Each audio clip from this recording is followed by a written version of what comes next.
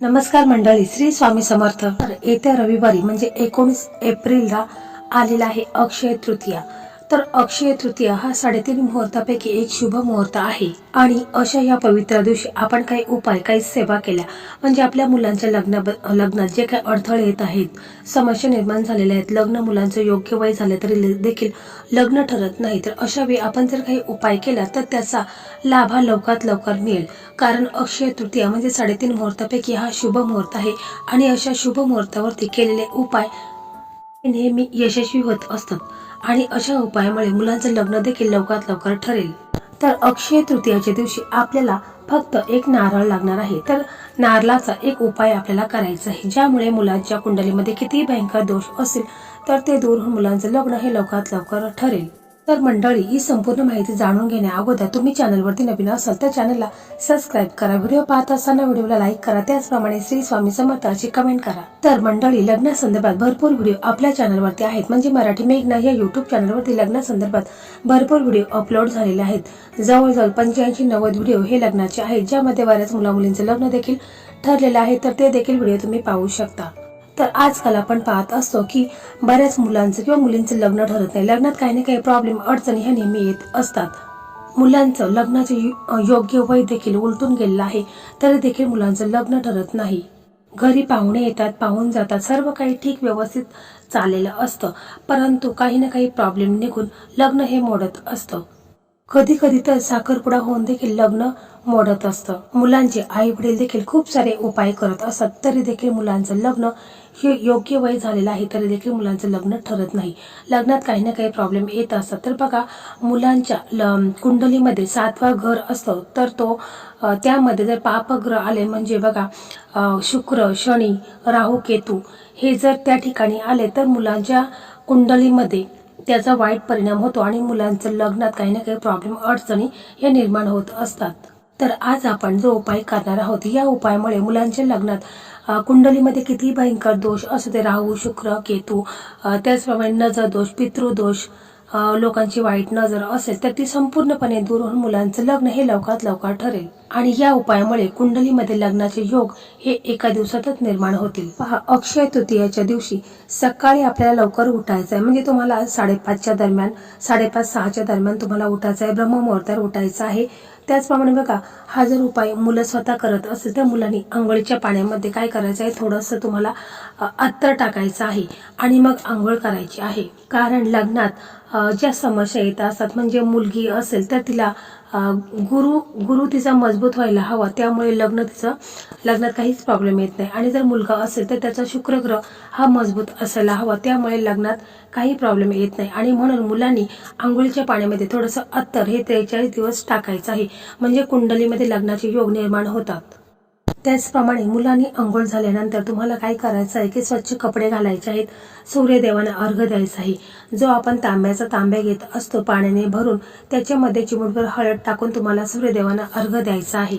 तसेच मुलांनी काय करायचं आहे की थोडीशी हळद घ्यायची आहे, त्याच्यामध्ये गंगाजल टाकायचं आहे आणि त्याचा टिळा तुम्हाला तुमच्या नाभीला लावायचा आहे, त्याचप्रमाणे कंठाला लावायचा आहे आणि तुमच्या कपाळाला हा टिळा लावायचा. यामुळे तुमचा गुरुग्रह देखील स्ट्रॉंग होईल आणि तुमच्या कुंडलीमध्ये लग्नाचे योग निर्माण होतील. तर पहा, आई वडील हा उपाय करत असतील म्हणजे हा उपाय कोणीही करू शकता.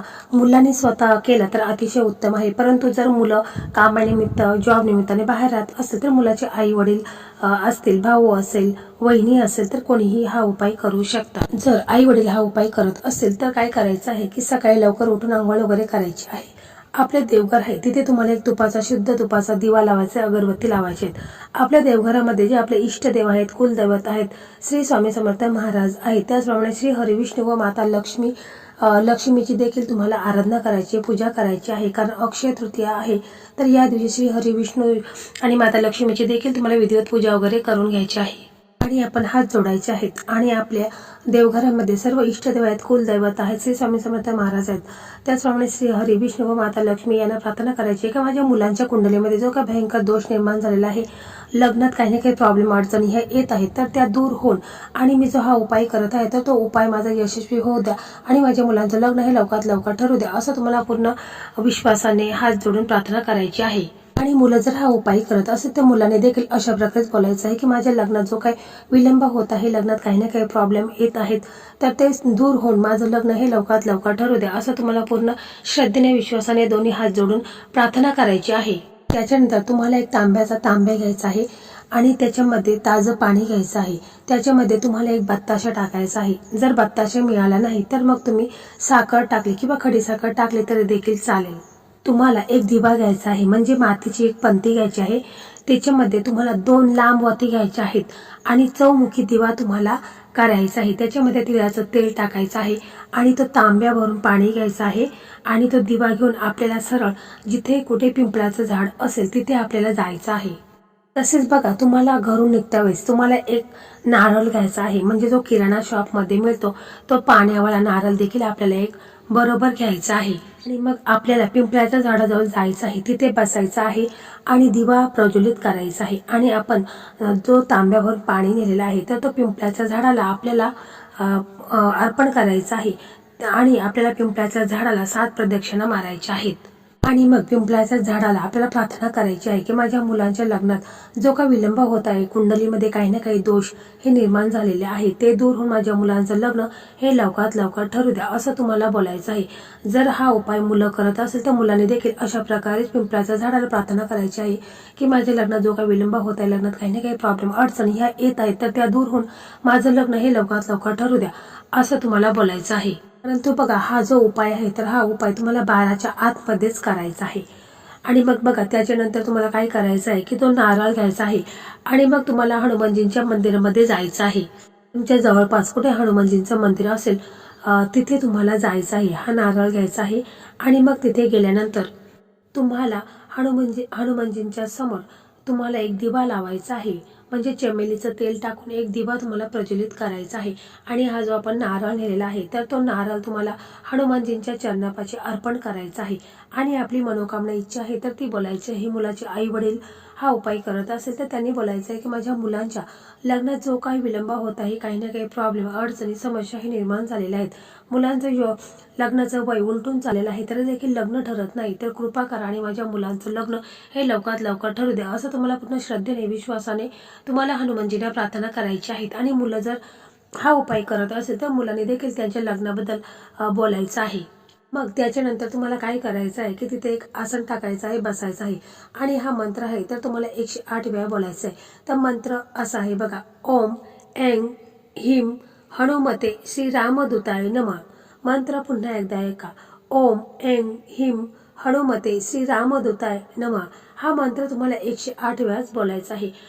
तुम्ही येता वेळेस एखादी तुळशीची माळ बरोबर आणायची आहे, त्यामुळे तुम्हाला कसं मंत्र बोलता व्यवस्थित येईल आणि तुम्ही चुकणार देखील नाही. तर हा मंत्र तुम्हाला 108 वेळाच म्हणायचा आहे, कमी नाही आणि जास्त नाही, 108 वेळा तुम्हाला हा मंत्र बोलायचा आहे. बघा, आपण कोणताही उपाय करत असताना पूर्ण विश्वासाने आणि श्रद्धेने हा उपाय करायचा आहे. मनामध्ये किंतु परंतु आणायचं नाही. उपाय तुम्ही व्यवस्थित करायचा आहे. जसं मी व्हिडिओमध्ये सांगितलेलं आहे त्याप्रमाणे तुम्हाला हा उपाय करायचा आहे. बघा, काही दिवसामध्येच मुलांचं लग्न हे लवकरात लवकर ठरेल, म्हणजे स्थळ यायला देखील सुरुवात होईल आणि मुलांच्या कुंडलीमध्ये लग्नाचे योग हे निर्माण होतील. तसेच बघा, आपण कोणताही उपाय करत असताना शुद्ध अंतःकरणाने आपण हा उपाय करायचा आहे. या दिवशी बघा, तुम्ही मांस मदिरा याचं सेवन करायचं नाही, कांदा लसूण हे देखील वर्ज्य आहे. आणि क्रोध करायचा नाही, कुणावर रागवायचं नाही, भांडण करायचं नाही, ब्रह्मचर्याचं पालन करायचं आहे. तेव्हाच हा उपाय आहे तर तो यशस्वी होत असतो. फक्त उपाय करून चालत नाही, तर आपण आपल्या मनात विश्वास असायला व श्रद्धा असायला हवी, तरच तो उपाय आपला लाभदायक ठरत असतो. पूर्ण विश्वासाने तुम्ही हा उपाय करा. बघा, काही दिवसांमध्ये तुम्हाला आनंदाची वार्ता समजतील आणि तुमच्या मुलांचं लग्न ही लवकरात लवकर ठरेल. तर मंडळी, अशा प्रकारे आजचा हा व्हिडिओ होता. हा व्हिडिओ तुम्हाला कसा वाटला कमेंटमध्ये नक्की सांगा. व्हिडिओ आवडला तर तुमचे मित्र असेल, मैत्रिणी असेल, ज्यांचं लग्न ठरत नसेल अशा मित्रमैत्रिणींना देखील हा व्हिडिओ शेअर करा, ज्यामुळे त्यांचंही लग्न लवकरात लवकर ठरेल. श्री स्वामी समर्थ. जय जय स्वामी समर्थ.